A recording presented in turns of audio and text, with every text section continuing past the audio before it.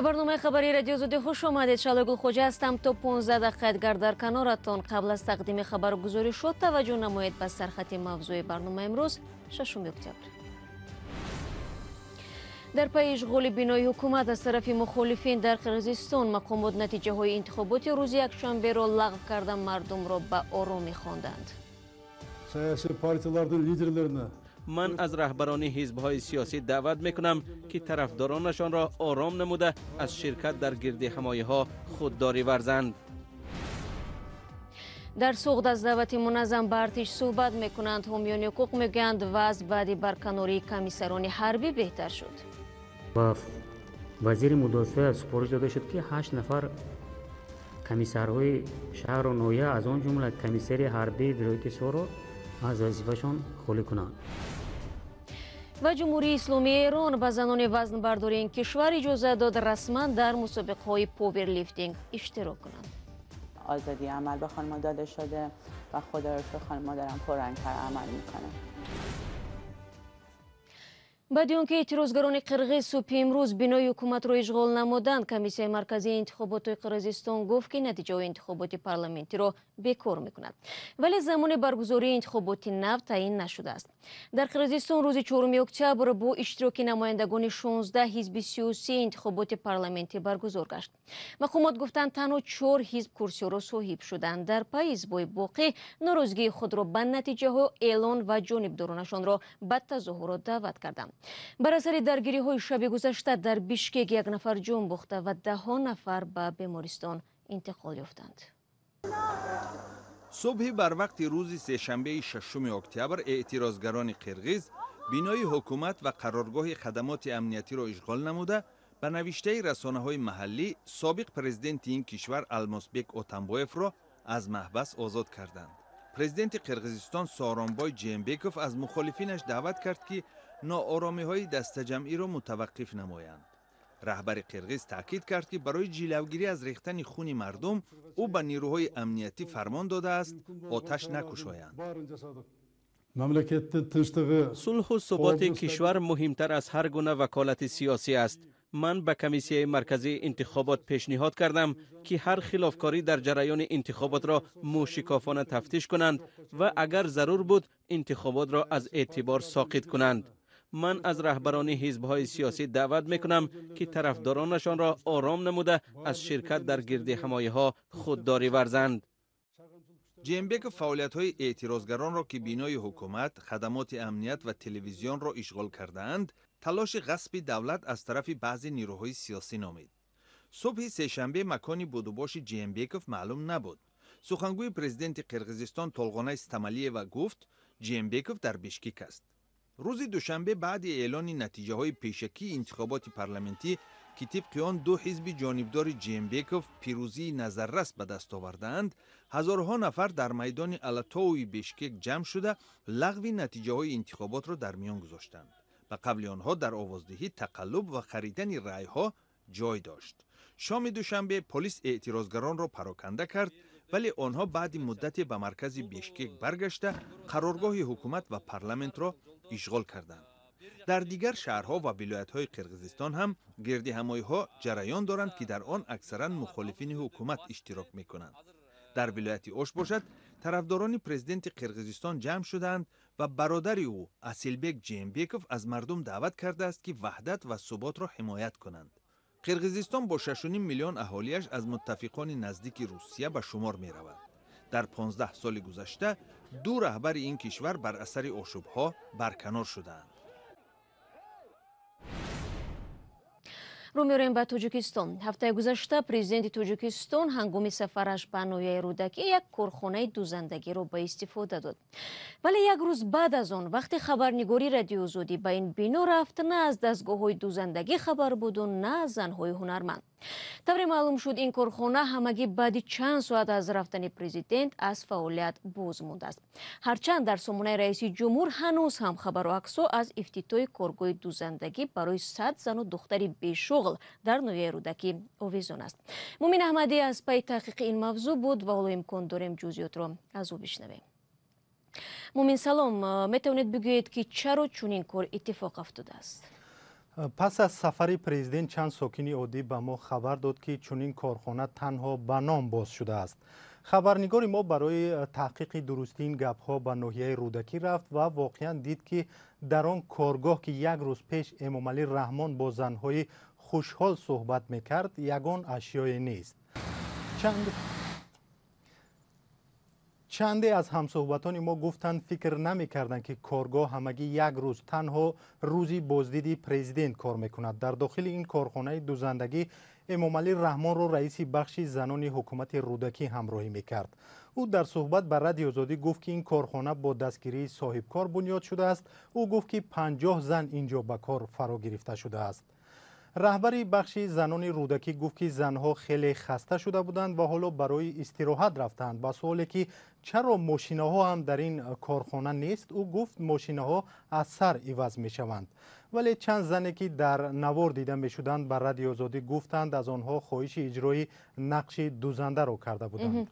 مومین ببین در گذشته نیز چنین موردهای جای داشت که ضمن سفر پرزیدنت به این اون منطقه کارخانه با تنتنه باز می‌شود ولی بعد چند از آن نام و نشانی نمی‌ماند.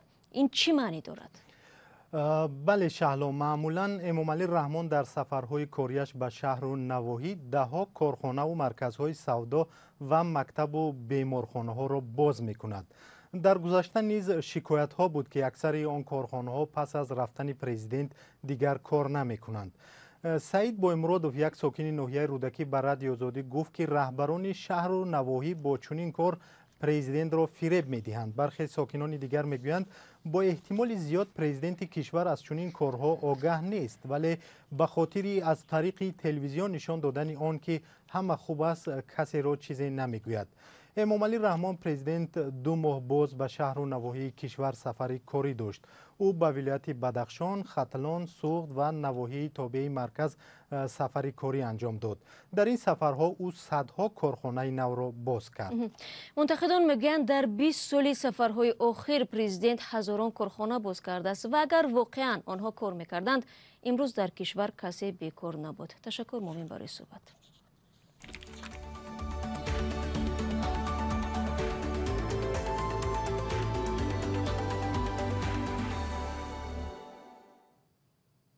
شما برنامه خبری رادیو آزادی را تماشا دارید. از 1 اکتبر در تاجیکستان موسم تیرمایی دعوت جوانان به خدمت در ارتش آغاز گردید.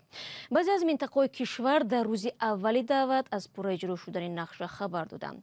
کارشناسان میگویند اوج گرفتن پاندمیای کووید 19 و بسته بودن مرزها سفربرکنی جوانها را به ارتش امسال آسان‌تر کرده است ولی باز هم موردهای جلب اجباری نوسکران به ارتش به مشاهده میرسد. فرزان محمدی از گسیل اسکران و مراسم نانگزان در سوخت گزارش می‌دهد.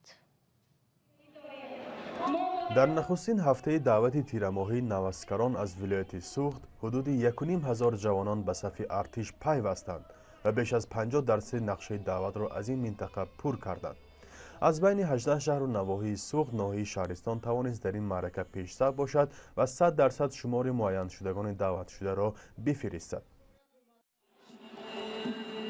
طبق عادت چند ساله مقامات سوخت همه اسکران نو دعوت شده را به نمایشگاه بهارانه ناحیه بابایان غفورов جمع آوردند و در حضور هزارها دانشجویان و پیوندان با مراسم نامگزان جوانان دعوتی را گسیل نمودند.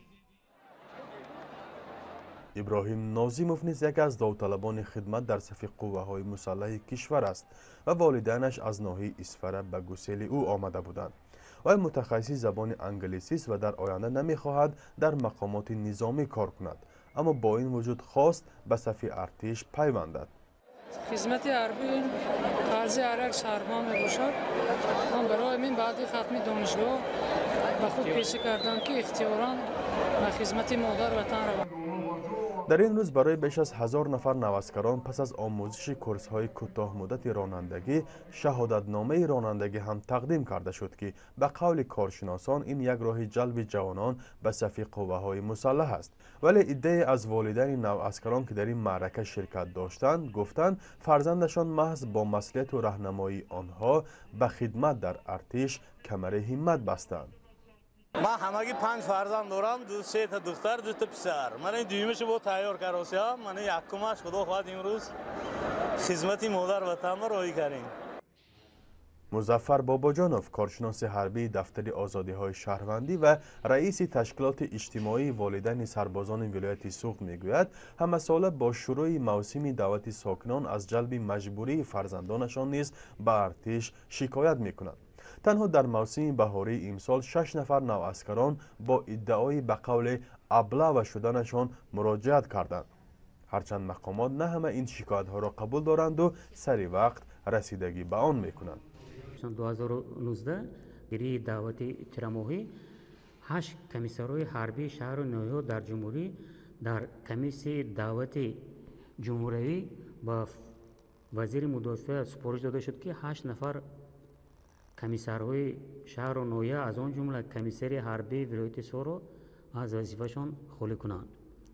بر ضمن این بندشه این سابقه‌دار ساحه حربی هستند سبب‌هایی که باعث ارتش گریزی جوانان سن دعوتی می‌گردند.